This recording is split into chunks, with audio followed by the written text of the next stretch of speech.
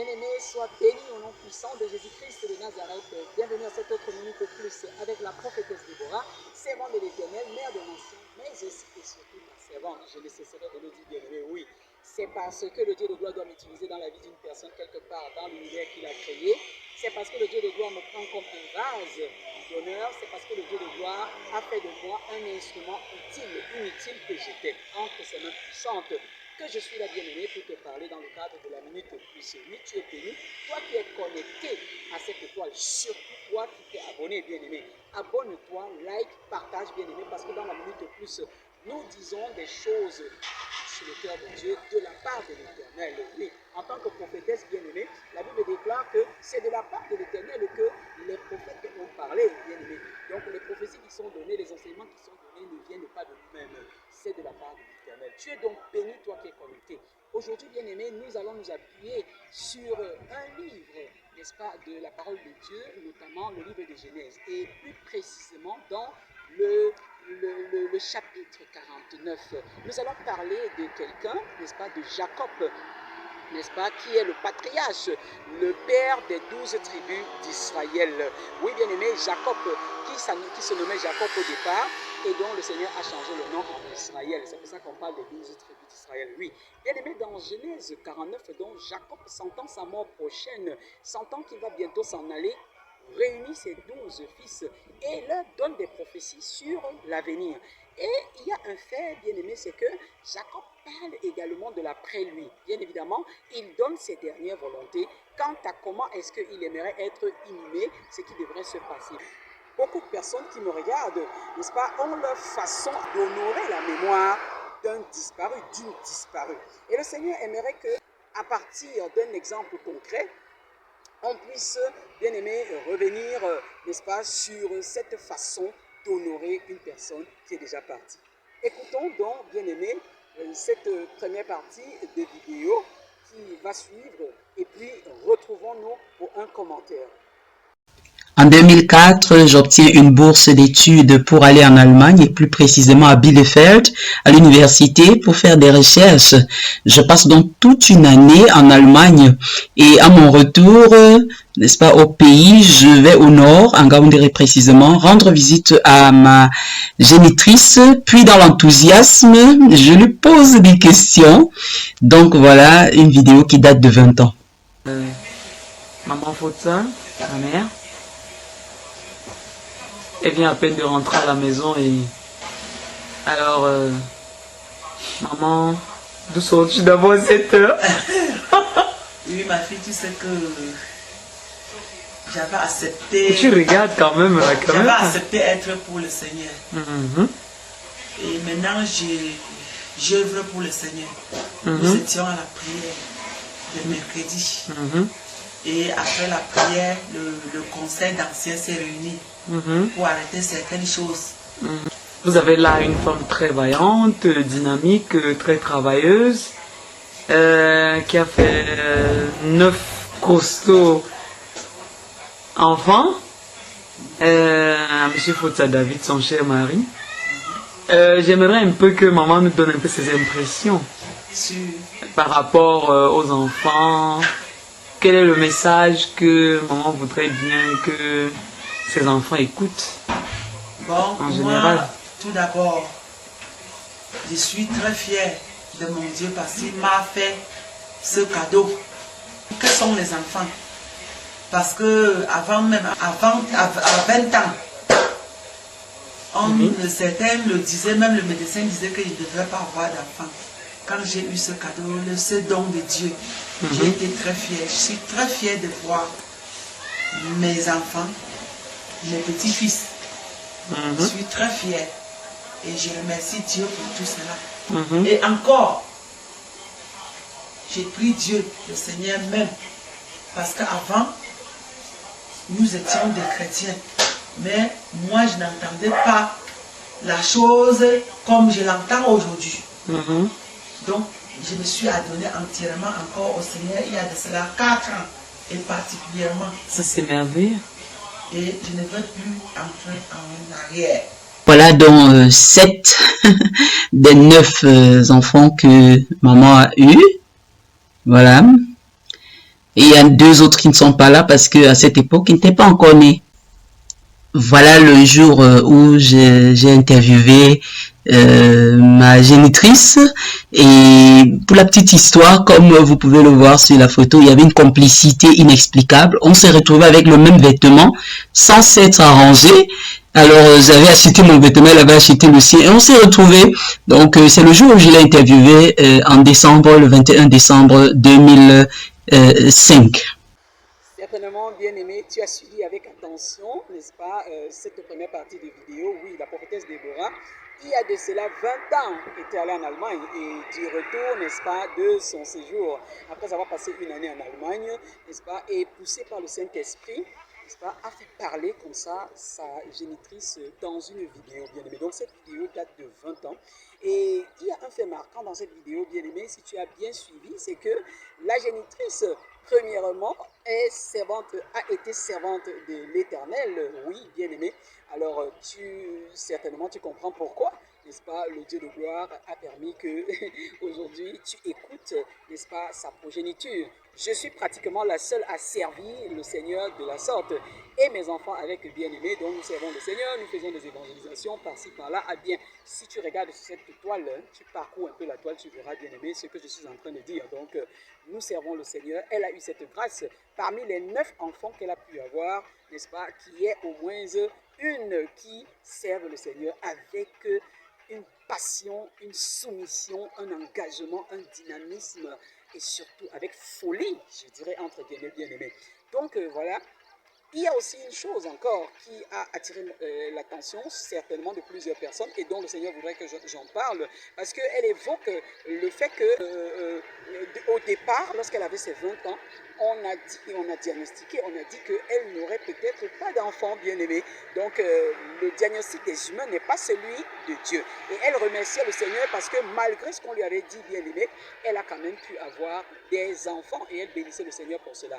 Donc si tu as bien suivi la vidéo bien-aimé, nous sommes 9 enfants. C'est vrai qu'il en reste 8 maintenant. Et sur l'image que j'ai présentée, il y en avait 7 parce que 2 autres n'étaient pas encore nés. Bien aimé, c'est une grâce réellement. La Bible déclare que les enfants sont, n'est-ce pas, une grâce, une bénédiction, n'est-ce pas, pour les vieillards. Et donc, celui-là qui s'adonne au Seigneur, voilà, après lui, ses enfants également auront la bénédiction. C'est une grâce bien-aimée. Dans la parole, il y a des femmes qui n'ont pas eu à accoucher très tôt. Elles n'ont pas eu à accoucher très tôt. Quand on regarde par exemple Sarah a donné son premier enfant à 90 ans, bien aimé. Elle était stérile au départ, mais nous savons ce que le Seigneur a fait d'Isaac. On peut encore évoquer la mère de Samson. La mère de Samson, n'est-ce pas, dans le livre de Juges, n'est-ce pas, elle, avant de donner naissance à Samson, elle a dû être visitée particulièrement par un ange de l'Éternel qui lui annonce la venue de Samson et lui dit que cet enfant serait celui-là qui commencera à délivrer le peuple d'Israël, n'est-ce pas, de la main de ses ennemis. Bien évidemment, on peut encore évoquer le cas d'Élisabeth dans le Nouveau Testament. Élisabeth, qui était l'épouse de Zacharie, et elle servait, n'est-ce pas, assidûment le Seigneur avec son époux. Un jour, son époux reçoit également une visitation lors de l'offrande du soir. N'est-ce pas, il est entré dans le temple de l'Éternel et il a reçu une visitation. Le Seigneur lui a annoncé qu'il aurait un enfant. Et nous connaissons tout cet enfant qui est Jean-Baptiste, qui est seulement l'aîné de 6 mois du Seigneur Jésus-Christ de Nazareth, mais qui a eu la grâce, n'est-ce pas, de baptiser le Seigneur Jésus-Christ de Nazareth dans les eaux du Jourdain. Je voudrais dire à une personne qui est stérile, qui ne parvient pas à avoir d'enfant, aie la foi, pendant que tu écoutes cette vidéo, au nom de Jésus-Christ de Nazareth, que le Dieu de gloire touche tes entrailles. Sache bien aimé que ce n'est jamais par hasard que le Seigneur permet qu'une femme soit stérile. Donc, lorsque tu es stérile, toi qui me regardes, qui n'enfantes pas encore, il faut prier, il faut avoir la foi en Dieu. Toutes ces femmes ont été stériles, mais à la fin, le Seigneur leur a donné des enfants qui ont marqué, n'est-ce pas, le temps, qui ont marqué, qui sont venus, qui ont été une lumière, qui ont été des modèles, qui ont été des exemples, bref, qui ont joué un grand rôle. Et bien évidemment, tu vois, bien aimé, la servante de l'Éternel, la prophétesse Déborah, est la fille d'une servante de l'Éternel également. Elle l'a dit, elle a précisé qu'au départ, elle était chrétienne, mais elle ne prenait pas sa chrétienté avec beaucoup de sérieux. Voilà, et elle a finalement, au moment où je l'interrogeais, ça faisait 4 ans qu'elle avait pratiquement pris en main, c'est-à-dire qu'au sérieux son appel et qu'elle était devenue ancienne parce qu'elle avait été consacrée ancienne au moment où elle est décédée. Elle était ancienne d'église bien-aimée et elle avait une paroisse, n'est-ce pas, sous sa responsabilité. Voilà bien-aimé, donc ce n'est pas un hasard si je suis là devant vous. Oui, je suis folle de Christ bien-aimé, je n'ai pas honte de l'évangile et je travaille pour la gloire de Dieu. Voilà bien-aimé, on ne sort pas de nulle part. C'est une grâce que d'avoir des parents qui ont la foi. Et je voudrais d'ailleurs appeler les parents, n'est-ce pas, à manifester de la foi, à éduquer leurs enfants dans la crainte de l'Éternel, afin que devenus grands, comme le dit le livre de Proverbes, n'est-ce pas, qu'ils ne s'en détournent point. C'est une grâce, oui, bien-aimé. Voilà la servante de l'Éternel a interrogé sa mère qui a présenté sa famille, n'est-ce pas, comme ça grosso modo. Maintenant, bien aimé, nous allons commencer à aller, n'est-ce pas, par tranches de vidéos pour un peu décortiquer le message que la génitrice de la servante de l'Éternel a eu à laisser et qui, n'est-ce pas, mériterait, n'est-ce pas, une attention particulière parce que c'était comme une espèce de testament. Le Saint-Esprit m'a poussé à l'interviewer, à l'interroger, mais je ne savais pas que, n'est-ce pas, 13 ans après, qu'elle partirait parce qu'elle est partie 13 ans après cette vidéo. Si on compte aujourd'hui, bien aimé, ça fait 7 années, n'est-ce pas, qu'elle est partie, parce qu'elle est partie en août 2018. Elle est partie, mais elle a dit tellement de choses. Et le Seigneur voudrait qu'à partir de cet exemple, à partir de cette vidéo qu'il m'avait inspiré par la vertu du Saint-Esprit à enregistrer, qu'on puisse, n'est-ce pas, décortiquer les messages, ce que quelqu'un qui vit peut donner comme message et comment est-ce qu'on doit, n'est-ce pas, prendre en compte. Je suis sûr que même mes frères et sœurs seront très surpris de ces séquences de vidéos-là parce qu'ils n'étaient pas là lorsque je prenais ces vidéos et que je les interrogeais. Bien aimé, écoutons encore cette autre partie et retrouvons-nous derrière. Qu'attendez-vous de vos enfants? Bon. Excuse-moi de vous voir, hein, par moment c'est comme ça Non, quand on est bon. derrière une caméra. Mais nous sommes, il ne faut pas oublier que nous sommes avant tout les amis. Tout à fait. Avant que vous ne soyez mes enfants, vous êtes mes enfants, mais nous sommes d'abord les amis. Oui. Ça veut dire qu'il n'y a même pas question de dire vous. Tous mes enfants devraient dire tu. Ok, merci. Donc je corrige. Nous sommes les amis, nous sommes avant tout les amis. Nous devons traiter nos affaires comme les amis sans rien cacher. Être vraiment sincère vis-à-vis de nous tous, de l'un et de l'autre. C'est-à-dire quoi? Il y a la franchise, il y a l'amour de la personne, l'amour entre les frères et sœurs. L'amour entre frères et sœurs, l'amour entre petits-fils, parce que c'est mon sang, la continuité, et ce serait ainsi jusqu'à l'arrière, mes petits-fils. Et j'aimerais que, quand Dieu me rappellera même, il faudra que mes enfants restent dans l'entente que j'ai souhaité et que j'ai demandé à Dieu. Et que j'aimerais que mes enfants s'entendent, mes petits-fils, mes arrière-petits-fils s'entendent, et qu'il n'y ait pas de distinction entre mes petits-fils et mes propres enfants, tout à fait. Les enfants qui sont sortis de mon ventre, et mes petits-fils et les arrière-petits-fils. Que tout ce que je fais soit pour tout le monde et que tout le monde s'entende sur tout ce que j'ai fait pour eux. Même si je n'ai rien, les petits trucs que j'ai fait pour eux, que tout le monde s'entende. Et moi, je souhaite également que le Père comprenne que le mariage aussi, c'est une institution, personne n'est sans défaut, et on apprend à supporter une personne. Ça veut dire quoi? Ça veut dire que j'apprends à connaître mon époux, lui aussi apprend à me connaître. Là, on forme une seule chair comme Dieu avait recommandé. Je veux que Dieu consolide surtout le lien qu'il y a entre ma famille et lui, qui est l'amour véritable entre cette famille, la famille Fotsa. Réellement, que l'amour ne soit pas apparent, que l'amour soit un amour sincère pour tout le monde. Ça c'est bien. Ça c'est bien. Bien-aimé, j'espère que tu as suivi encore une fois de plus avec attention cette deuxième portion que nous allons intituler Cohésion familiale. En réalité, bien-aimé, la disparue, n'est-ce pas, a parlé de comment est-ce qu'elle aimerait qu'après elle, ses enfants puissent vivre, que sa famille puisse vivre. Et tu as suivi, bien aimé, elle a parlé d'entente, elle a parlé d'entente, de partage, que les biens, si elle laissait quelque chose, que ses enfants puissent, n'est-ce pas, s'entendre, être un, n'est-ce pas, dans la gestion de ces choses-là, qu'ils puissent, n'est-ce pas, se comprendre, qu'ils puissent être ouverts les uns vis-à-vis des autres. Elle a parlé en général de la cohésion au niveau du mariage, parce qu'évoquant elle-même son cas. Donc l'entente au niveau du mariage, bien évidemment, quelque part, bien aimé, ça n'a pas été facile du tout. Son mariage, pendant son temps de vie, ça n'a pas été facile. Il y a eu beaucoup, n'est-ce pas, de haut et de bas, comme d'ailleurs pratiquement tous les couples, hein, bien aimés. Donc, elle a parlé de ça.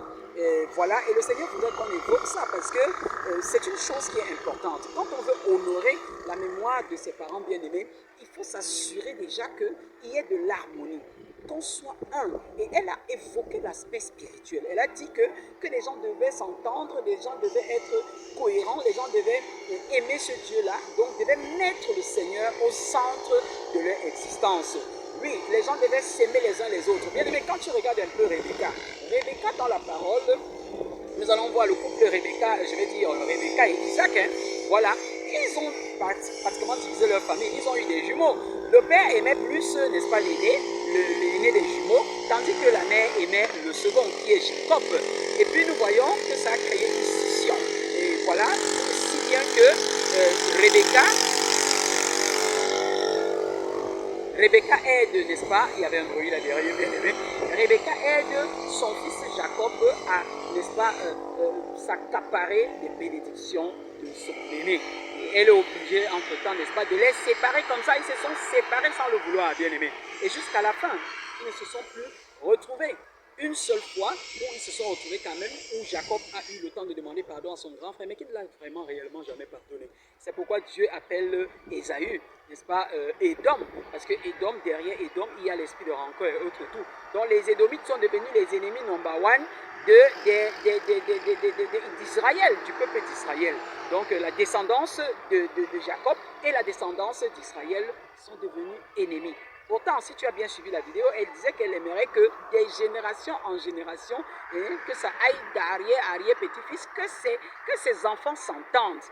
Est-ce le cas, bien-aimé? Et c'est aussi un appel lancé à la famille, bien-aimé, alors de se souvenir que, n'est-ce pas, leur feu génitrice aurait souhaité qu'il y ait une cohésion totale. Voilà, et que à tous les niveaux, bien-aimés, que ce soit dans la gestion de l'héritage, que ce soit au niveau de la collaboration, de l'entente, que ce soit vraiment sur la base de la crainte de l'Éternel, dans l'amour, la fraternité. Voilà, bien-aimés, nous allons nous arrêter ici pour cette première partie de la minute de plus concernant comment honorer la mémoire de ceux qui sont partis. Tu es béni, toi qui as regardé, toi qui as suivi, bien-aimé. Ne manque pas de liker, ne manque pas de partager, ne manque pas de laisser ton commentaire là où tu voudrais bien, n'est-ce pas, laisser ton commentaire là où le Saint-Esprit attire ton attention, bien-aimé. Maintenant, nous allons vous inviter, avant de nous quitter, à suivre cette série, parce que ça sera une série. Elle a dit beaucoup de choses, bien-aimées, donc ça a été subdivisé comme ça en plusieurs parties, et les minutes plus qui vont suivre seront consacrées également à comment honorer la mémoire des gens qui sont disparus. Bien-aimés, sois bénis, à la prochaine minute de plus, c'est Bye bye.